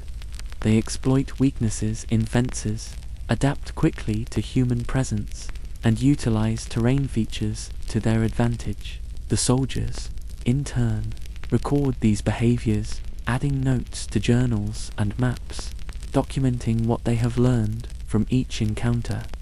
There is a quiet sense of mutual respect developing, even if one-sided. The soldiers recognize the intelligence and adaptability of the birds, while the emus continue their lives, oblivious to human admiration, guided solely by instinct and survival. As the days progress, the final attempts at large-scale engagement are increasingly symbolic rather than effective. Machine guns roar, vehicles move strategically, and fences are tested, yet the emus continue to dominate the plains. They split, evade, and regroup with effortless skill, reminding the men of the limits of human authority. The humor of the situation becomes more pronounced. Soldiers share stories of birds slipping through gaps, scattering flocks unexpectedly, and outmaneuvering coordinated efforts. Newspapers and radio broadcasts highlight these absurdities, creating a narrative that captures the public imagination. The Great Emu War becomes a cultural touchstone, blending humor, admiration, and reflection on the unpredictable power of nature. Amid these events, quiet moments of reflection occur. Soldiers sit beneath eucalyptus trees, watching the sun cast long shadows across the wheat. They sip water, lean against vehicles, and observe the emus as they move with purpose across the plains. There is a rhythm to these moments, a gentle, soothing cadence that carries lessons about patience, humility, and respect for life in all its forms. One officer writes in his journal, "The emus have won, not through malice, but through persistence. They move according to their nature, and in doing so, they teach us humility." Indeed, the campaign has evolved from an attempt at eradication to a profound observation of resilience, adaptation, and coexistence. The emu's triumph is quiet, yet undeniable, a victory not of aggression, but of instinct, intelligence, and unyielding determination. In the evenings, as the sun sinks below the horizon and the plains are bathed in soft amber light, the soldiers gather quietly. They share observations, recount near misses, and reflect on the lessons of the day. The emus retreat to the safety of distant fields, their tall silhouettes stretching long across golden plains. There is a serenity in this retreat, a calm after the flurry of activity, and a subtle acknowledgement of the bird's enduring dominance. The soldiers' exhaustion is tempered by understanding. They recognize that their efforts, though valiant, are secondary to the emu's natural advantage. Each encounter reinforces the quiet wisdom of coexistence, the importance of observation, and the humility required when engaging with forces beyond human control. The campaign, now widely recognized as a singular episode in military history, concludes not with a formal surrender, but with mutual recognition. Humans have attempted to impose control. The emus have adapted and endured. The result is a narrative of learning, reflection, and awe. Victory, in this case, belongs not to those with weapons, but to life itself, adaptable, persistent, and unyielding. As night falls, the plains settle into calmness. The wind whispers through wheat stalks, the distant calls of nocturnal birds echo faintly, and the emus move silently across the fields. Soldiers rest beneath the stars, contemplating the lessons learned and the peculiar beauty of a campaign unlike any other.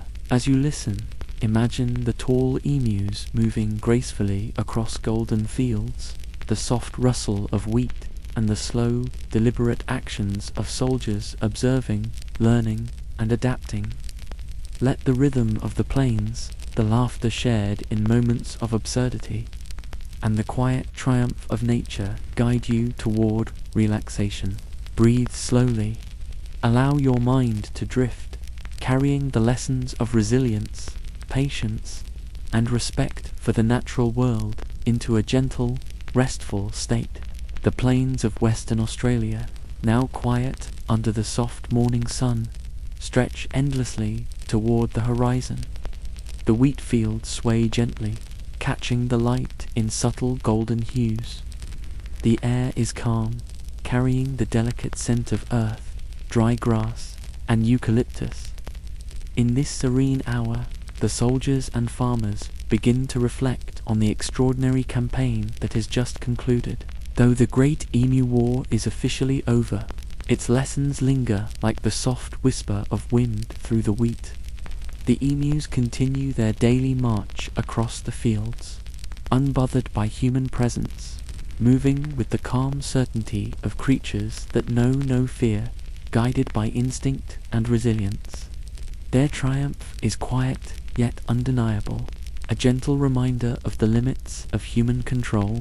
The soldiers, weary yet contemplative, gather to discuss their experiences. They share observations about the birds' behavior, the way they split into groups, communicate with subtle gestures, and exploit every natural feature of the plains. Each encounter is recounted carefully, a meditation on patience, strategy, and the quiet wisdom of nature. Major Meredith speaks softly to the men, his tone reflective. We came to battle, yet we have learned more than we have conquered. The emus are teachers in the truest sense, patient, resilient, and wise in their own ways. The men nod, understanding the profound truth behind these words. Their role has shifted from conquerors to observers, documenting a campaign that defies conventional notions of victory. Farmers, too, reflect on the strange events of the past weeks. Crops have been damaged, fences broken, yet they find a measure of quiet satisfaction. The campaign has forced them to reconsider their relationship with the land and its inhabitants. They note the emus' intelligence and persistence, and they begin to develop strategies that do not rely solely on force. Fencing, crop rotation, and observation become part of a new rhythm of coexistence. In towns and cities, the public continues to discuss the events with fascination. Newspapers recount the humor, the unexpected lessons, and the absurdity of men being outmaneuvered by birds. Cartoons illustrate soldiers chasing emus across fields, and radio broadcasts share stories that blend admiration with amusement. The Great Emu War becomes part of the national consciousness, a tale that mixes history, humor, and reflection. Military reports from the campaign are filed carefully. These documents, intended for internal review, note the limitations of conventional tactics when faced with adaptable, instinct-driven creatures. The lessons are clear. Patience, observation, and respect for nature are sometimes more effective than force. The emus have demonstrated resilience and intelligence beyond expectation, and the soldiers' experiences are documented not just as a record of attempts, but as a study in adaptation and humility. Observers and historians alike later reflect on the campaign as a unique instance where humans were forced to confront their assumptions about control, strategy, and superiority. The story of the Great Emu War, though often treated with humor, carries deeper truths about the unpredictable interplay between humans and the natural world. Amid these reflections, the soldiers and farmers find moments of quiet camaraderie. They share meals, recount amusing incidents, and laugh softly at the absurdity of the past weeks. The narrative of failure, if it can be called that, becomes a shared story, a gentle bond forged in observation, effort, and learning. Each encounter with the emus has provided lessons, each failure a reminder of humility, and each quiet observation an insight into resilience. The soldiers' journals record not just the outcomes of battles, but the evolving understanding of nature's rhythms. They note how emus move in patterns that seem coordinated, how they adapt to fences and obstacles, and how their instinctual intelligence ensures survival.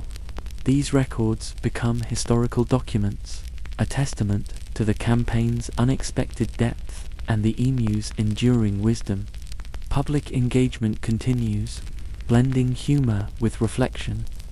Letters to newspapers express both amusement and admiration for the bird's resilience.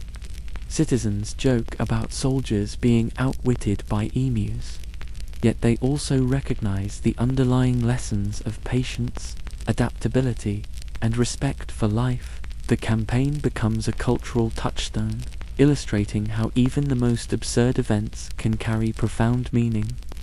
As the soldiers withdraw from the fields, the emus resume their quiet march unimpeded. The wind rustles through the wheat, and the plains settle into a calm rhythm. The sun sets slowly, casting long shadows over the golden landscape, bathing the scene in soft, gentle light. The emu's triumph is subtle, yet it resonates through every corner of the plains. In private moments, soldiers reflect on what they have learned. One writes in his journal, "Victory is not always measured by numbers or force. Today, I see it in patience, in understanding, and in recognizing the quiet power of life beyond human control." This reflection captures the essence of the campaign.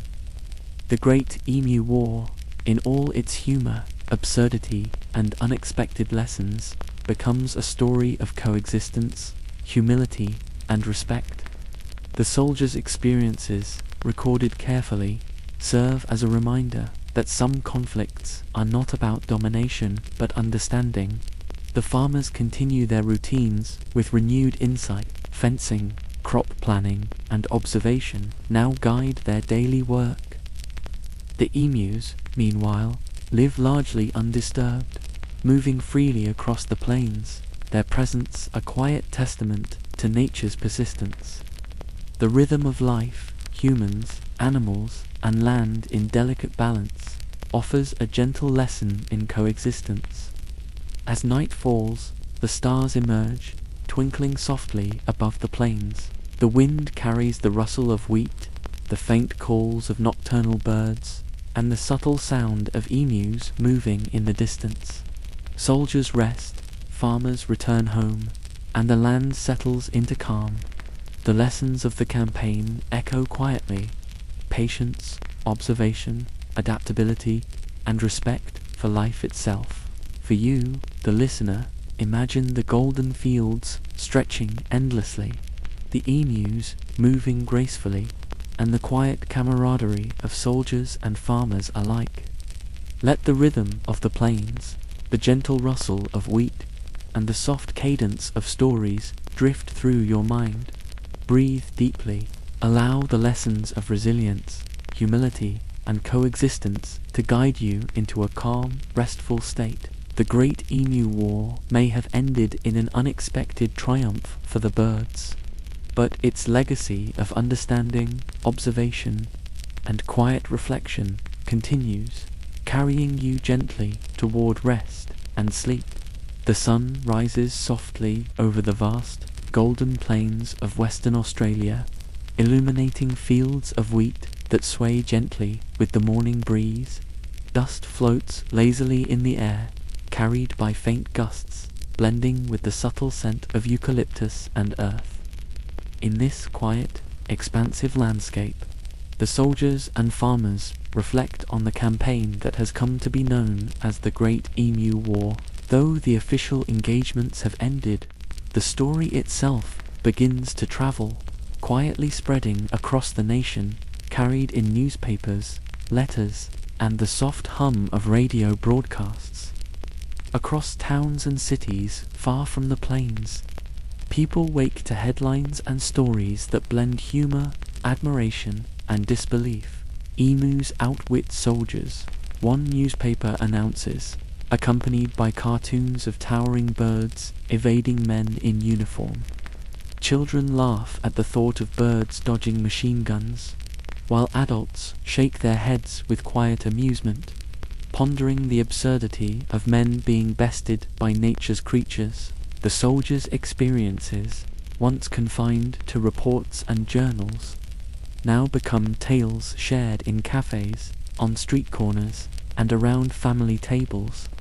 Each story carries the rhythm of the plains, the silent elegance of the emus, and the persistence of humans learning, adapting, and sometimes failing. Citizens imagine the golden fields, the movement of the birds, and the quiet determination of soldiers striving against a force they cannot control. One family recounts the story to a child, their voice soft and measured, drawing out the humor in the situation while emphasizing the resilience of the emus. The child giggles at the image of birds slipping through fences, scattering troops, and outmaneuvering vehicles, yet also senses the quiet wisdom of these creatures, a subtle lesson that triumph does not always come through force. Radio broadcasts begin to pick up the narrative. Announcers, speaking in calm, even tones, recount the soldiers' experiences, the emus' cleverness, and the gentle absurdity of the campaign. The story is told slowly, almost meditatively, allowing listeners to visualize the plains, the movement of wheat in the wind, and the deliberate grace of the emus. Across homes and workplaces, people pause to imagine the golden fields, feeling both amusement and admiration for the creatures and humans alike. The humor inherent in the campaign is soft, understated, and gentle. Stories describe soldiers crouching behind fences, emus strutting triumphantly past, and attempts at coordination that are quietly foiled by instinct and speed. Yet beneath the laughter lies recognition. These birds are resilient, intelligent, and perfectly adapted to their environment. The story spreads, not only as a tale of absurdity, but as a narrative of observation, patience, and respect. Cartoonists take to their craft with delight, illustrating the interactions between humans and emus in playful, whimsical ways.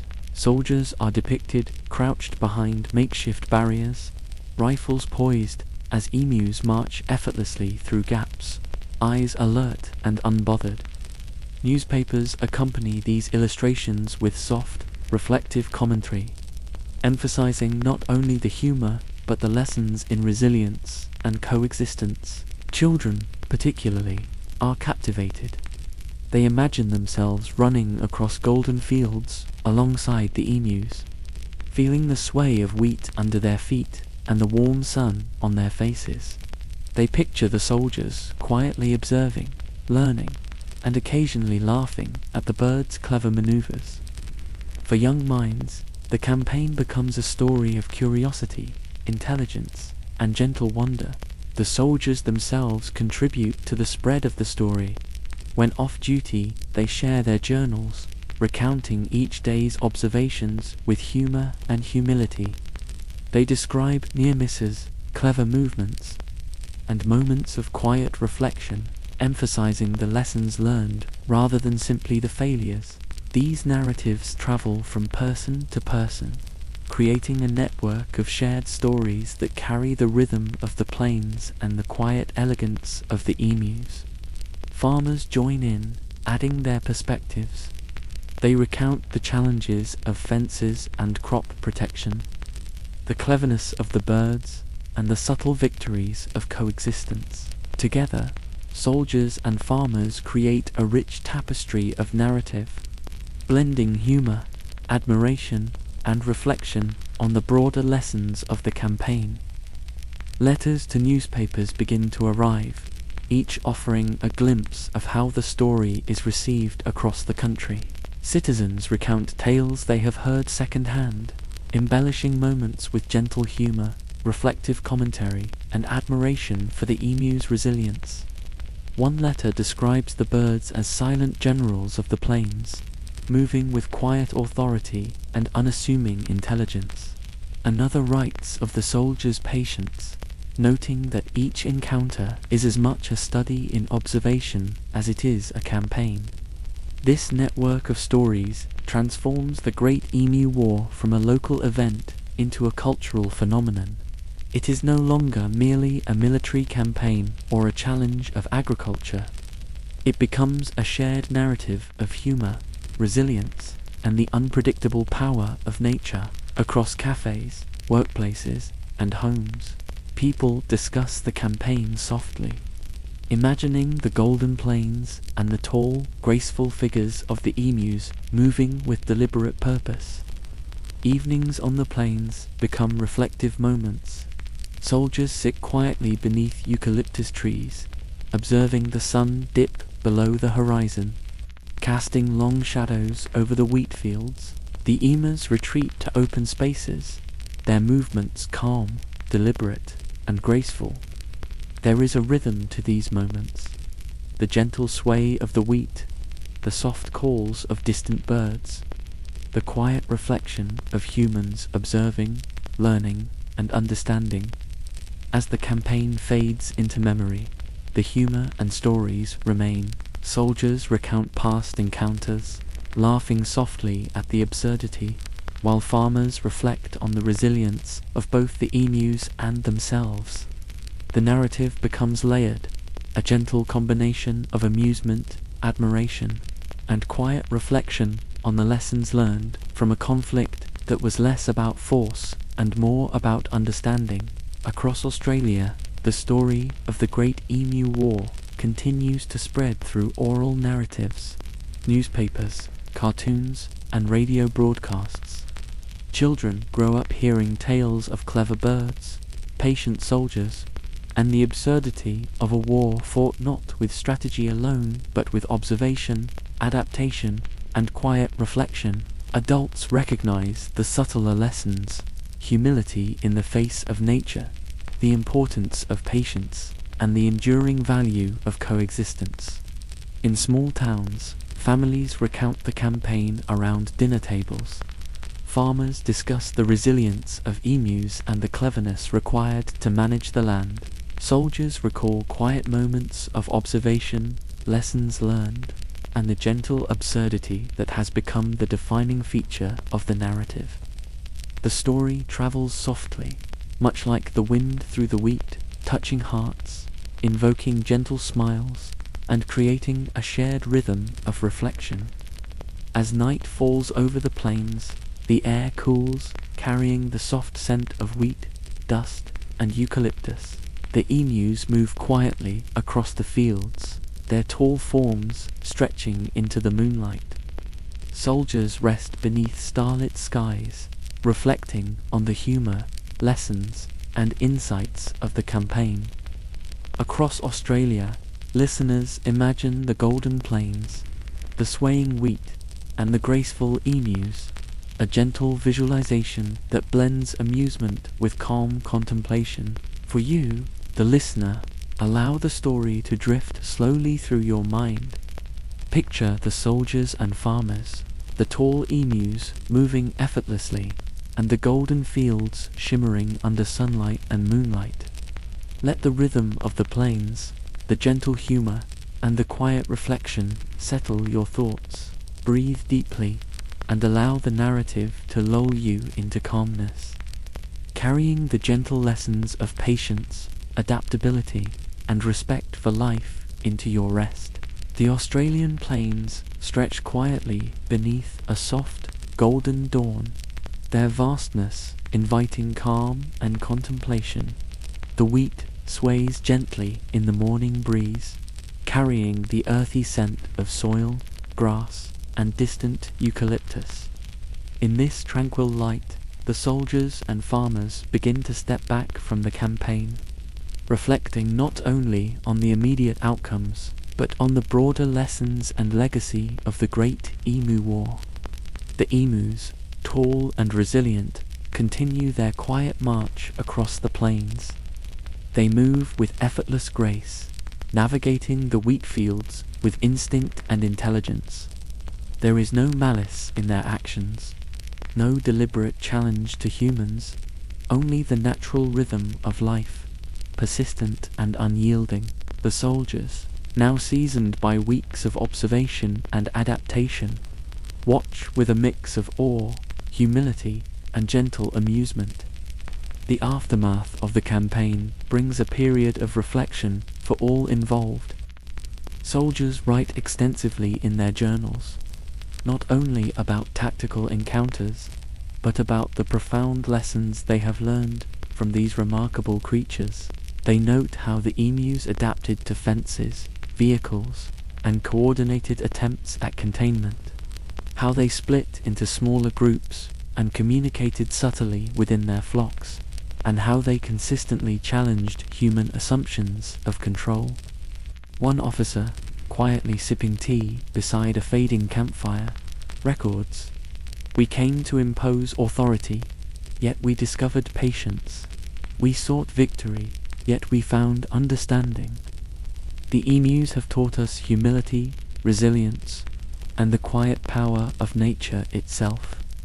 These reflections, rich with observation, humor, and insight, form the backbone of the legacy that emerges from a campaign that may otherwise have been dismissed as absurd. Farmers, too, take stock of the campaign and its lessons. Their approaches to agriculture evolve, informed by both the emu's resilience and their own experiences. Fences are reinforced thoughtfully, crop rotations adjusted, and observation of natural patterns becomes central to planning. There is a quiet understanding that coexistence, rather than confrontation, is often the most effective strategy. Local communities begin to share stories that carry both humor and admiration. Children imagine the tall, clever birds outwitting soldiers. Adults reflect on the resilience and adaptability of both humans and emus. Newspapers and radio broadcasts continue to recount these events, emphasizing the gentle absurdity, the intelligence of the birds, and the lessons of humility and patience inherent in the campaign. Over time, the Great Emu War becomes a symbol, a story shared softly across generations. It is remembered not only for its humor, but also for the deeper truths it reveals: the limits of force, the value of observation, and the quiet resilience of life. that cannot be entirely controlled. The campaign demonstrates that victories are not always measured in casualties or conquests, but in lessons learned, adaptations made, and respect earned. Soldiers who once sought to impose order now find themselves studying the natural world, understanding its patterns, and appreciating its wisdom. Farmers integrate these lessons into daily routines, guiding their work with observation, adaptability, and patience. The emus, meanwhile, continue their quiet journeys across the plains, unaffected by fame or notoriety, yet leaving an indelible mark on human understanding. Evenings on the plains become moments of gentle reflection. Soldiers and farmers share stories around fires, recounting encounters with the birds that blend humor, frustration, and admiration. They speak softly of near misses, clever maneuvers, and the quiet lessons of resilience. The plains themselves seem to listen, the rustle of wheat and the distant calls of birds providing a soothing cadence to accompany the narratives. The public, too, embraces these stories, weaving them into the cultural fabric. Illustrations and cartoons depict soldiers crouched behind fences as emus march confidently past, capturing the gentle humor of human attempts to control nature. Children hear these stories as bedtime tales, imagining the golden plains, swaying wheat, and tall, graceful birds. Adults reflect quietly on patience, observation, and the limits of force. The soldiers' journals, preserved and later studied, reveal a deeper appreciation for the emu's resilience and intelligence. Observations about flock behavior, adaptability, and subtle communication provide insight not only into the birds themselves, but into the lessons of humility that humans must embrace when engaging with nature. The campaign, though often recounted with amusement, becomes a case study in coexistence, reflection, and gentle observation. One soldier writes, "The emus did not defeat us out of malice. They simply followed their instincts, adapted to circumstances, and moved gracefully across the land. In their quiet victories, we find the lessons of patience and respect." These words capture the essence of the legacy left behind, a narrative that is at once humorous, instructive, and calming, perfect for reflection and gentle contemplation. Communities across Australia remember the campaign not with bitterness or frustration, but with a quiet sense of humor and admiration. Festivals, stories, and oral traditions recount the absurdity of the campaign alongside its subtle wisdom. Children grow up hearing about emus as clever, resilient creatures that outwitted soldiers and taught humans unexpected lessons. Adults reflect on humility, persistence, and the necessity of adapting to forces beyond human control. As the nights deepen, the plains take on a soft, serene tone. The wind carries the rustle of wheat, the faint calls of nocturnal birds, and the soft movement of emus in the distance. Soldiers rest beneath the stars, contemplating the humor, insights, and lessons learned. Farmers return home, their minds full of new strategies and reflections, while the land settles into a gentle, unbroken rhythm of life. For the listener, imagine the vast, golden plains stretching endlessly, swaying gently in the soft breeze. Picture the tall emus, moving gracefully, unconcerned by human presence, yet leaving an enduring mark on those who observed them. Visualize soldiers quietly reflecting, farmers adjusting fences thoughtfully, and communities sharing stories that blend amusement with subtle wisdom. Allow the rhythm of the land, the soft rustle of wheat, and the gentle cadence of shared stories to drift slowly through your mind.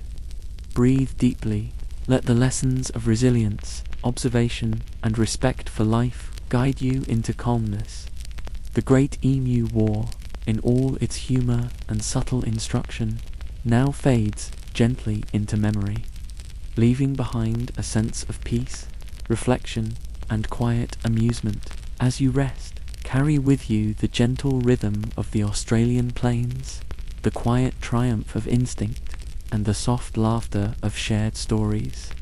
Let the emu's calm persistence, the soldier's reflective patience, and the farmer's adaptive wisdom lull you toward a gentle sleep. In this rhythm, find peace, understanding, and the gentle comfort of nature's quiet, enduring lessons.